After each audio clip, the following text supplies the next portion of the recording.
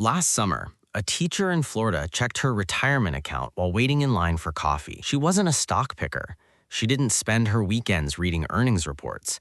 She didn't know the difference between a GPU and a CPU. She owned a few index funds, contributed every month, and mostly ignored the market. But something caught her attention. Her portfolio was hitting record highs again and again and again, which felt strange because groceries were still expensive, mortgage rates were still painful, credit card debt was setting records, and everywhere she looked, people seemed to be talking about layoffs, uncertainty, and an economy that felt a lot less healthy than the stock market looked. So she asked the same question millions of investors are quietly asking right now. If everything feels so uncertain, why does the market keep going up? The answer isn't the economy, at least not entirely. It isn't consumers. It isn't housing. It isn't even most companies. The answer is a surprisingly small group of businesses that have become so powerful, they're pulling the entire market upward behind them. And at the center of that story sits a technology most people couldn't explain 6 years ago: artificial intelligence. Today, we're going to talk about why AI stocks like Nvidia and Palantir have become some of the most important companies in the world, why investors can't stop buying them, why some people think we're witnessing the beginning of a technological revolution, and why others think we're watching expectations get dangerously ahead of reality. Because whether you own these stocks directly or not, they're probably affecting your investments, your retirement account, your pension fund, your index funds, maybe even your future paycheck. My name's Ryan, and I've spent an unhealthy amount of time reading investor presentations that somehow managed to make computer chips sound like the discovery of fire. Let's start with the most important idea in this entire video. Markets don't move because of what is happening today. They move because of what investors think will happen tomorrow. That sounds obvious. It's not. Most people assume stock prices reflect current reality. They don't.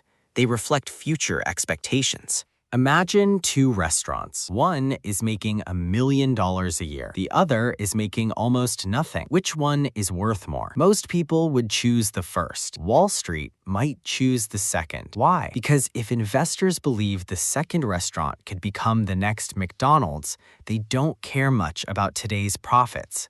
They're buying tomorrow. And that's exactly what's happening with AI. Investors aren't valuing artificial intelligence based on what it has already done. They're valuing it based on what they believe it will eventually become. And the numbers involved are enormous. Some analysts believe AI could add trillions of dollars to the global economy over the next decade. Notice the word could, not will. Could. That single word is carrying a lot of weight right now, because whenever investors start imagining trillion-dollar opportunities, things get interesting fast. And no company has benefited more from that imagination than Nvidia. Now, Nvidia's story is actually kind of funny. For years, most people knew Nvidia as the company that made graphics cards for gamers.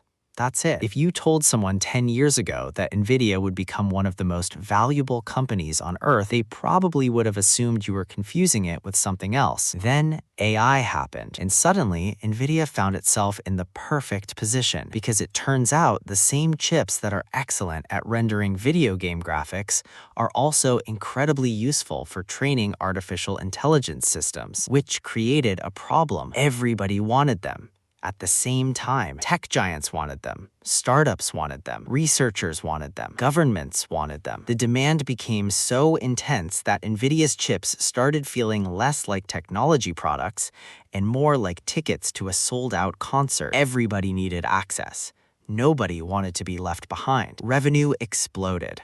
Profits exploded, the stock exploded, and investors collectively decided that Nvidia wasn't just another technology company. It was the company supplying the infrastructure for an entirely new era of computing. Think of it this way. During a gold rush, the miners get all the attention, but sometimes the people selling shovels make the most reliable money. Nvidia became the shovel seller, and Wall Street loves shovel sellers, because they profit whether one miner succeeds or 100. But Nvidia is only one piece of the puzzle, because building AI is one thing, actually using it is another. And that's where companies like Palantir enter the story. For years, Palantir was one of the most debated stocks on the market.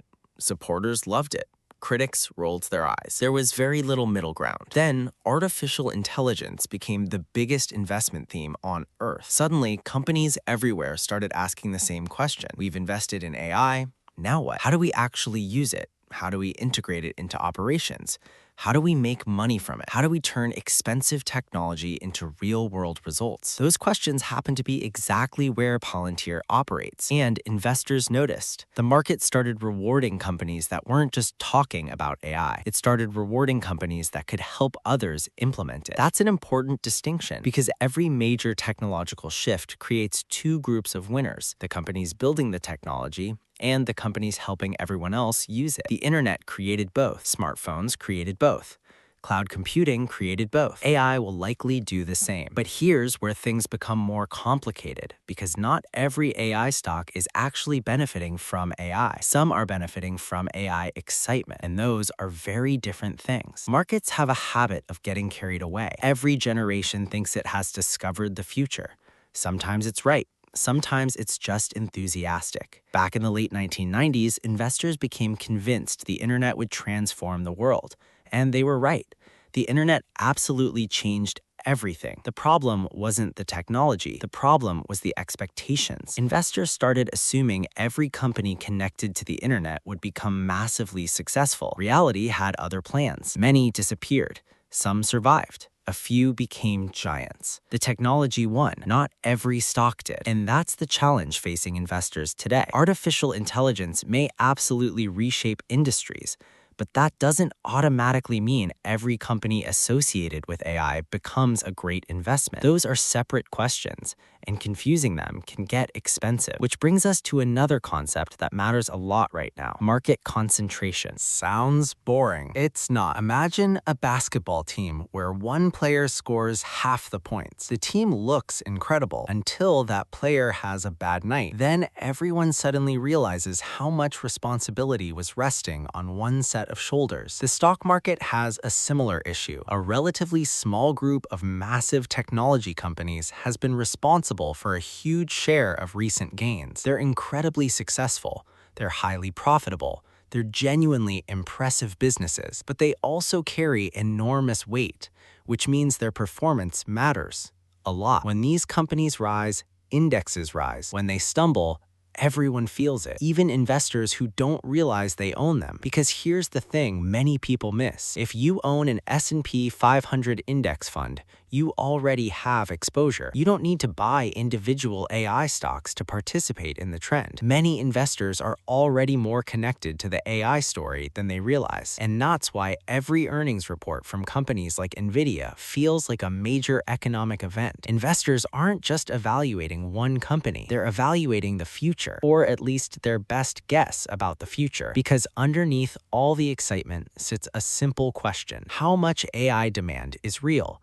And how much is fear? Fear of missing out, fear of falling behind competitors, fear of being remembered as the executive who ignored the biggest technological shift of the century. Corporate history is full of examples where companies spent enormous amounts of money chasing trends. Sometimes they were visionary, sometimes they were panic buying. Right now, it's difficult to know which category some AI spending falls into, and that's okay. Nobody truly knows.